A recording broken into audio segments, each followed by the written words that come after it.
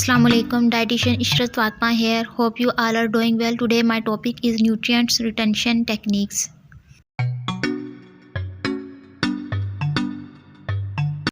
The first technique through which we can maintain our nutritional value of food is to trim fruits and vegetable as little as possible, क्योंकि ज़्यादा से ज़्यादा fruits और vegetable को cut करने से उनका एक्सपोजर हीट लाइट के अगेंस्ट ज़्यादा हो जाएगा और विटामिन जो है वो ऑक्सीडेशन के थ्रू लॉस होते जाएंगे, हमारी बॉडी को ऐसा अवेलेबल नहीं होंगे।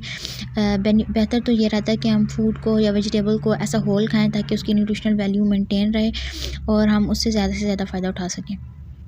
Next technique to retain fat soluble vitamins in food is to cook in very little vegetable oil और घी का ज़्यादा से ज़्यादा अगर ऑयल यूज़ करेंगे तो फैट सोलबल vitamins फूड से लीच डाउन हो जाएंगे और उस एक्सेस ऑयल या घी में चले जाएंगे और जो फूड हम स्ट्रेन आउट करके खाएंगे उनमें वो फैट सोलबल vitamins नहीं होंगे और उनकी जो रिक्वायरमेंट है हमारी बॉडी की वो फुलफ़िल नहीं होगी।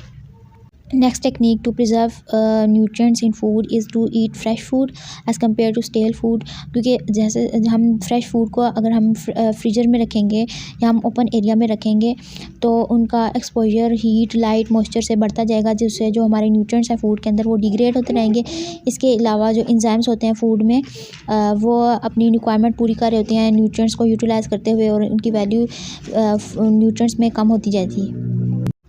The next technique is to properly cover stored food, क्योंकि अगर वो कवर नहीं होंगे तो उनका एयर के साथ रिएक्शन होगा और बहुत सारे विटामिन स्पेशली विटामिन बी और विटामिन सी वो डिस्ट्रॉय हो जाएंगे, एयर के साथ डिग्रेड होकर हमारे यूटिलाइज के काबिल नहीं रहेंगे।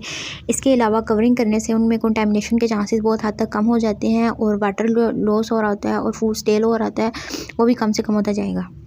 The next technique is avoid over cooking. Over cook करने से उनका हीट के साथ रिएक्शन ज़्यादा हो जाएगा for extended period of time और बहुत सारे न्यूट्रिएंट्स एसेंशियल विटामिन्स मिनरल्स वो डिस्ट्रॉय हो जाएंगे। इसके अलावा वाटर सोलबल विटामिन्स और मिनरल्स मैग्नीशियम एंड पोटाशियम वो फूड से लीच डाउन हो जाएंगे और वाटर में चले जाएंगे और वो स्पॉइल हो जाएंगे और न्यूट्रिशनल वैल्यू फूड की कम हो जाएगी। Our next technique is to cook at the correct temperature और proper temperature। हर फूड का अपना कुकिंग टेम्परेचर होता है जिससे उनकी जो न्यूट्रिएंट्स की वैल्यू है वो रिटेन रहती है। उनमें जो पैथोजेंस होते हैं हार्मफुल बैक्टीरिया होते हैं वो किल हो जाते हैं। इसके अलावा उनमें जो उनका जो टेक्सचर होता है परफेक्ट टेक्सचर एंड फ्लेवर वो अटेन हो जाता है। कुकिंग मेथड्स तो बहुत सारे हैं लेकिन स्टीमिंग एक ऐसा कुकिंग मेथड है जिससे हम न्यूट्रिएंट्स को लॉस होने से बचा सकते हैं, क्योंकि इसमें हीट कम से कम यूटिलाइज हो रही होती है। इसके अलावा ये शॉर्टर ड्यूरेशन के लिए यूज़ किया जाता है और इसमें जो वाटर है वो कम से कम यूज़ होता है, सिर्फ मर्ज करने के लिए वाटर यूज़ होता है, जिससे हमारे जो वाटर सोलबल विटामिन्स हैं वो प्रिजर्व होते रहते हैं। इसके अलावा जो फूड का एक्चुअल कलर होता है टेक्स्चर होता है वो मेनटेन रहता है और फूड की जो खूबसूरती है वो बरकरार रहती है। Next technique is to consume food with their skin, क्योंकि स्किन की अपनी हिफाजत होती है, इनमें बहुत सारे न्यूट्रिएंट्स पाए जाते हैं। इसके अलावा ये फूड की इंटेग्रिटी को मेंटेन रखते हैं, उनको डैमेजिंग से बचाते हैं। इसके अलावा पीलिंग से जो फूड लॉस हो रहा है एक्सेसिव फूड लॉस उससे बचा जा सकता है अगर फूड को स्किन के साथ कंज्यूम करें। इसके अलावा कुकिंग टाइम सेव हो जाता है अगर हम पीलिंग ना करेंगे फूड की।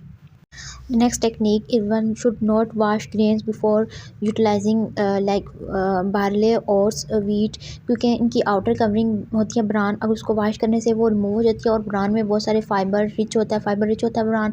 इसके अलावा उसमें बहुत सारे मिनरल्स विटामिन्स पाए जाते हैं और उसको वाश करने से उसको रिमूव करने से उसकी अफादियत कम हो जाती है।